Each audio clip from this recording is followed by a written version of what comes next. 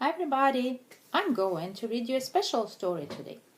It's going to be a musical story because I'm a music teacher. The story was written a long time ago by a Russian composer, Sergei Prokofiev, and the name of the story is Peter and the Wolf. In this story, every character is played by a different instrument. So you can, as you listen to the story, you can try to guess which instrument is playing. And at the end of the story, I'm going to introduce all characters with their instruments, and you can check if you are right. Enjoy the story! One morning, a young boy named Peter opened his gate and walked out into the big green meadow that was beyond it.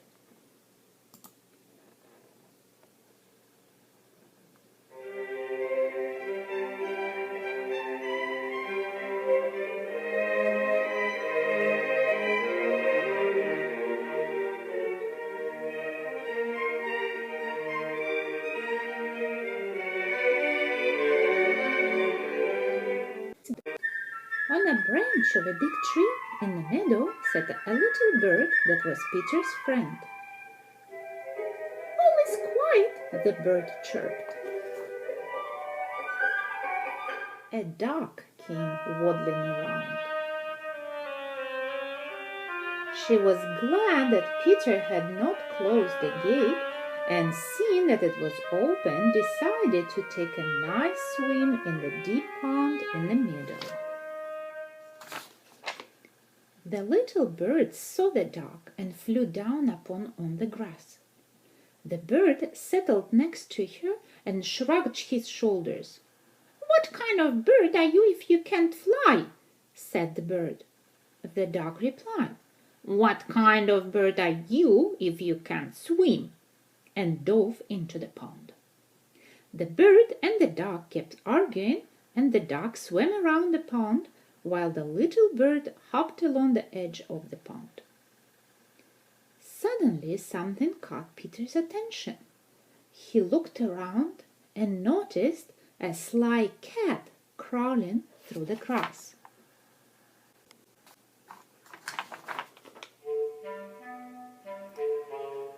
The cat thought, "That little bird is busy arguing with the duck. I'll just grab him while he's busy." Very carefully, on her little velvet paws, she crept towards him. "Look out!" shouted Peter, and the little bird flew up into the tree for safety, while the duck quacked as loud as he could at the cat from the middle of the pond. The cat walked around the tree and thought, "Is it worth using so much energy and climbing up so high into the tree? By the time I get there, the bird would have flown away." Just then, Peter's grandfather came out of their house. He was upset because Peter had gone in the meadow without his permission. "The meadow is a dangerous place. If a wolf should come out of the forest, then what would you do? You would be in great danger." But Peter paid no attention to his grandfather's words.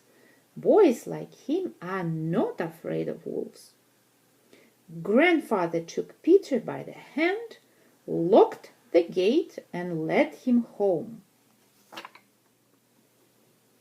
No sooner had Peter gone to the house than a big grey wolf came out of the forest. In a second, the cat climbed up the tree. The duck quacked and leapt out of the pond. But no matter how hard the duck tried to run, she just could not outrun the wolf. He was getting closer and closer and catching up with her. Then he grabbed her with his teeth and with one gulp swallowed her. And now, this is how things stood. The cat was sitting on one branch, the bird on another, not too close to the cat. And the wolf walked around and around the tree, looking at the cat and the bird with very hungry eyes. In the meantime, Peter, without the slightest fear, stood behind the closed gate and watched everything that was happening. He ran home, got a strong rope, and climbed up the high stone wall that divided his yard from the meadow. One of the branches of the tree around which the wolf was walking stretched out way beyond the stone wall. Grabbing hold of the branch, Peter carefully and quietly climbed onto the tree. Peter said to the bird, "Fly down and circle over the wolf's head. Try to distract him, but be careful that he doesn't catch you." The bird flew around the wolf and almost touched the wolf's head with its wings, while the wolf snapped angrily at him with his jaws from this side and that. Oh, how the bird annoyed the wolf! How he wanted to catch him! But the bird was clever and very quick, and the wolf simply could not do anything about it. Meanwhile, Peter made a lasso with the rope and carefully let it down from the tree, catching the wolf by the tail. Peter pulled on the rope with all his might. Feeling himself caught by the rope, the wolf began to jump wildly, trying to get loose. But Peter tied the other end of rope to the strong tree, and the wolf's jumping only made the rope round its tail tighter. Just then, two hunters came out of the woods, following the wolf's trail and shooting their guns as they went.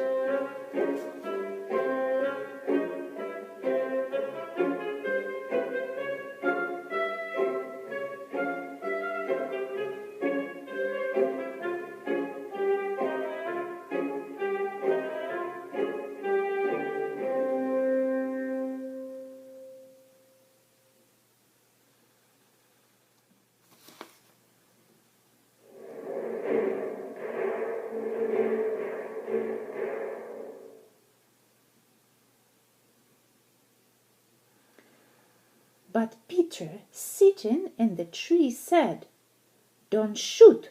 Birdie and I have caught the wolf. Now help us take him to the zoo."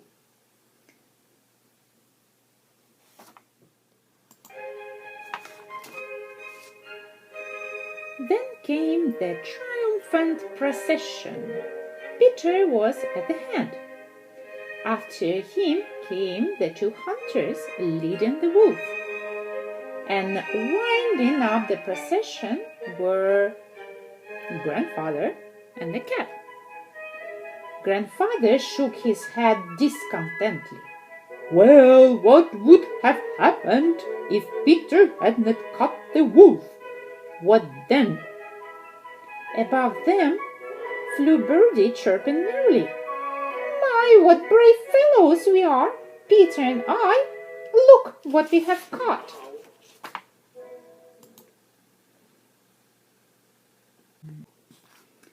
Perhaps, if you listen very carefully, you will hear the duck quacking inside the wolf, because the wolf, in his hurry to eat her, had swallowed her alive.